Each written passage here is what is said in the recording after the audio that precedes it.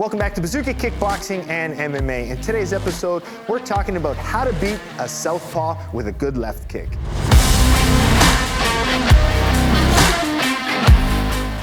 In today's episode, we're talking about how to beat a southpaw with a good left kick. And some of the best kickers have to be Giorgio Petrosians, Yotsun Klai, Siddhachai, Pechpenamarum, Kiat Mukau, all guys who've been very successful being a southpaw and a good left kicker.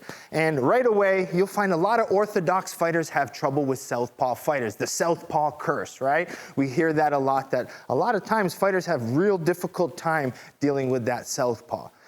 And personally, you can see some of the best fighters in the world are southpaws for a reason, so there has to be something to it.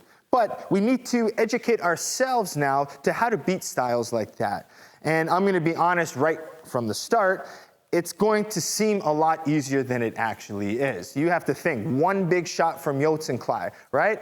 He was so successful. He was one of the best left kickers and one of the best Muay Thai fighters in the world based on his one style of power kick. Yes, he had good elbows, good basic punches and power, but it was ultimately that left kick that was so good. We now recently in Glory have seen Siddhachai do so well, Pechpenamarum, so the southpaw left kick is still a scary person to attack. Now, when we see it in MMA and a lot of these things, it's a little different because of the small gloves and just, it's not a technique used as much with takedowns and stuff, but I still think it can be a very valuable strike. But the first thing that you need to do when you fight someone that's going to bomb that kick is you have to defend it. And a lot of times you're going to lose to these guys if you just stand there and take it off the arm. So if I'm just standing here with a high shell and Matt just keeps ripping these kicks off of my arms and me not doing anything, what's happening is they're scoring. I can't create any offense. He's pinning my arms to me. He's managing distance really well, and I can't do anything. And you'll notice with all of these southpaw fighters that I mentioned, their ability to manage distance is incredible. When they stay very long, right, you can't reach them, and then they launch the kick. Boom, right? I'm out of punch range. Now, the counter to the big kick is to get aggressive. As I get aggressive, guess what they do? They crash distance and they close up in the clinch. So if I come here and then they throw their knees, boom. So their whole game plan is solid power kicks off the outside. And then as soon as I go into punch, boom, clinches and knees right up the middle, right? They control that distance really well. So in theory, let's talk about how you beat someone who does that really well. So the first thing you have to do, and you're going to hear it, and it's the most basic that your coach is always yelling at you, is circling away from the power, right? So what happens now is if I'm circling away here and the kick comes, I can kind of circle away. Now, you saw I did two ways of circling away from it. Now, the first way is, now, before we even throw in, we're waiting. I'm taking small circle steps around. This is enough at least to move away from that power a little bit more, right? So if I'm circling this way, it's a lot. But even with small circling, getting outside the lead foot, which your coach is going to always tell you, and Matt still throws, right? It can still hit me. It still hurts the arm, right? But what you want to do is, as I see the kick coming, right, I kind of take an angled shuffle step to the outside. This way, at least, I'm taking away all of the power off of the arm. Now, in the beginning of the fight, you might be able to take 1, 2, 3, but to take 3 to 5 rounds of constant hitting on the arm, you're going to have to start defending, and that's the whole name of it, cracking the shell. They slowly and systematically break your forearms down. So right away, you'll see here, when Matt throws that kick, boom, I barely took it. Now I just got a slap rather than a big hard shin on the arm. Now, what you're going to notice, now that you circle away from the power, the idea is to get your rear straight down the middle. Right? So as Matt goes to throw, I can angle off, boom, and then I drop it down, right? So using the circle out principle, I was able to create an angle now, right? So nice and slow, I was able to create that angle. Look, now I have that straight right down the middle. He can't defend it, right? Now, the other strategy could be is, say I can't move. Maybe Matt's cutting me off. What I'm going to do now is I'm going to try to time the kick versus the punch. So as soon as I anticipate the kick, boom, I drop that rear straight right down the middle. I beat the kick with my punch. So I'm anticipating it, right? So he kicks one way, I can circle out, boom, attack this way. He throws it again, bang, and I drop that punch right down the middle. Now, this is a more confident approach, right? And this is more for my experienced guys. What I like to do, okay, is sometimes when I know that they dominate that rear kick, I'm gonna circle into the power, okay?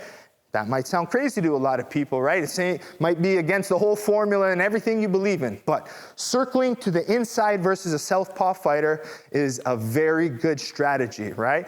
With Matt's hand position right here, the best place for me to punch is right here. I'm gonna be able to punch here. He can't defend anything, right? So if I wanna land the most devastating punches on a southpaw, I wanna come to this position and drive my big power punches.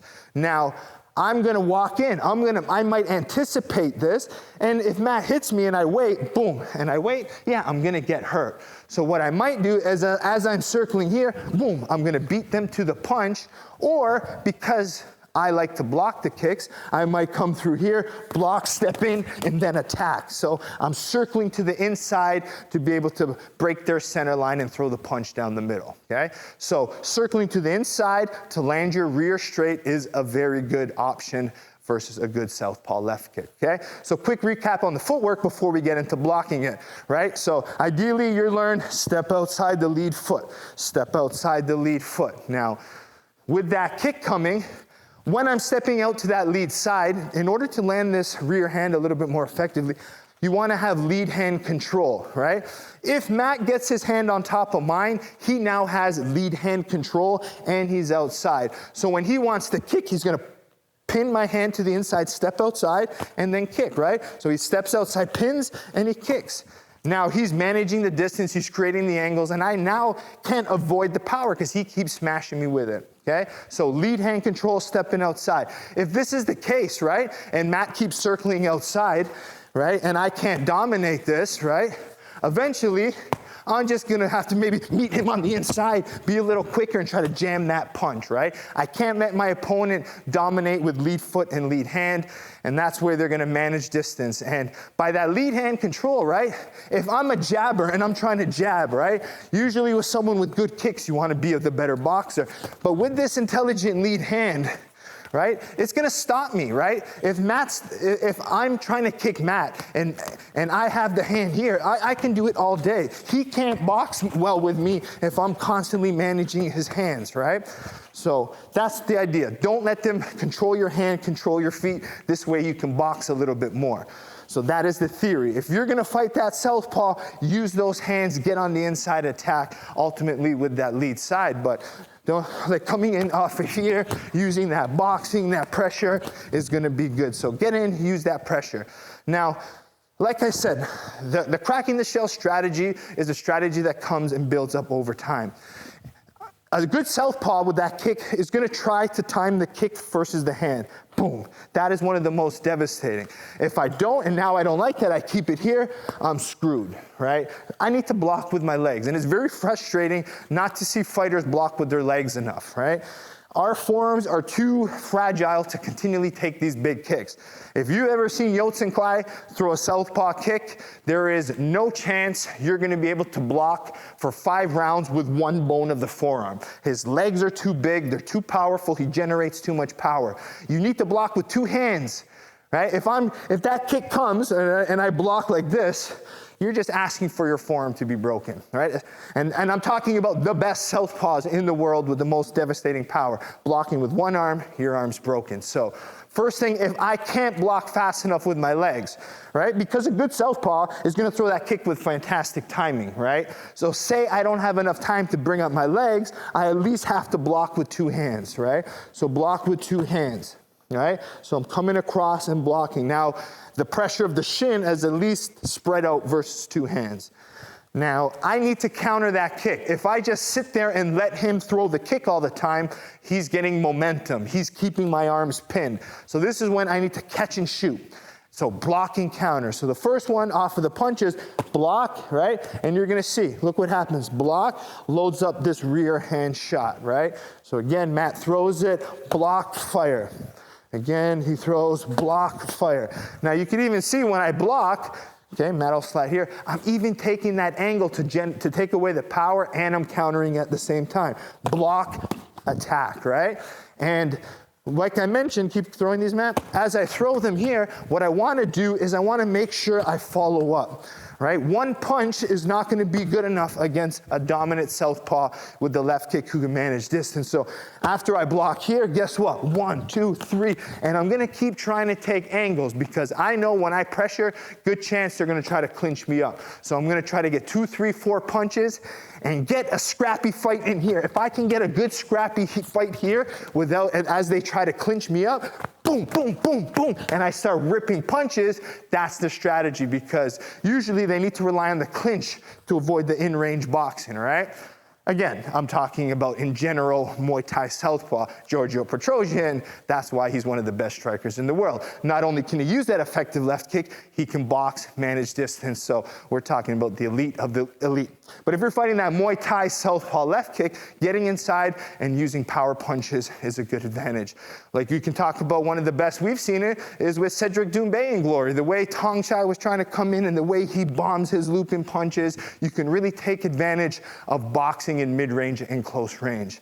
Now, if you can't block with your forearms, this is my favorite way to block, is using the legs, right?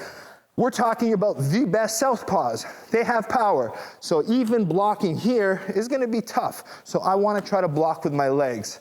Now, if I'm an orthodox fighter, I have 2 ways to block with my legs, cross and rear leg. And remember, I need to counter, whether it's with my kick or my punch, it's block, counter. Even though I block and they're still managing my lead hand, they're still circling outside, right? I'm still losing the fight. The only thing I'm doing now is just defending the shot. The video is about how to beat, not how to survive, right? I want you to win. So what happens now, if Matt just throws his kick, I can cross block or I can use my rear leg, boom. But if I'm just comfortable doing this and Matt keeps throwing it, right? This is one way. What am I doing, right? I'm surviving. I don't want to survive. I am blocking the shot, but now what I need to do is I need to counter, whether it's block, come back, counter my kick. You can come again, block with my rear leg, come back and counter. I can even use my punches, block into my punches. Cross block again, boom, into my punches. So if my forearms start hurting, I can't find those counter punches, you have to rely on blocking with your shins, okay? That southpaw left kick is not going to come once. It's not going to come twice. They are going to throw it consistently at your arms, at your legs, at your body, at your head. And they're going to keep throwing it at different level changes, right? If I think it's going to the head, all of a sudden I block here, it goes to the leg. Then I think it's going to go to the leg and I block and he kicks me upstairs, I'm getting knocked out. So the safest way, look, whether you throw a low kick or a head kick, right? Matt throws one. Look, I blocked everything, right? If I block here, I'm leaving my legs, I'm leaving my liver, I'm leaving everything exposed for them to attack. So if you don't know which level that kick is coming, you need to use your legs. So the kick comes, whether it's low or high, I don't care, right? Because I'm using my wedge. My knee comes up to the point of my elbow, now I'm blocking all ranges, okay? So that's what that successful kick's gonna do. It's gonna come at different levels. Body, body, body. Then when you think it's the body, it goes upstairs or to the legs, and then you get in trouble, okay? Quick recap. Yes, it's important to circle away from the power, yes. Right? Circle away with the feet, use lead hand control, okay? And ideally, you're looking at beating that kick with that rear hand. Or a punch in general. Even if Matt goes to kick, and I boom, and I cut down with a nice lead cut down hook, and then follow with my rear straight, we're good. But if you're having trouble and they're dominating the lead hand and going outside, remember, it's not wrong to go on the inside. As soon as I anticipate, boom, I drop in, change rhythm, change tempo, and I'm gonna put my punches in bunches on the inside. Box a little bit as hopefully they try to clinch up, and then I could move my feet and be able to punch, right? Create angles, come at me, and I'm gonna attack you as you kind of reach in me to try to clinch up, all right? And last point, you gotta block them, whether you evade it, whether you slip it, right? Even if it hurts and he kicks and I slip and then I come back into some sort of technique, that works as well. But you have to have a form of defending and countering. Not enough to just defend. You need the countering. Don't survive, win the fight. And that's what this video is about. Hope you enjoyed today's episode. Make sure you keep supporting the channel sponsors, hayabusafight.com, description in the link below. Perfect Sports Nutrition, 20% off your order using code Bazooka20, and all of the Bazooka merchandise, head over to bazookashop.com. We'll see you next week here at Bazooka Kickboxing and MMA.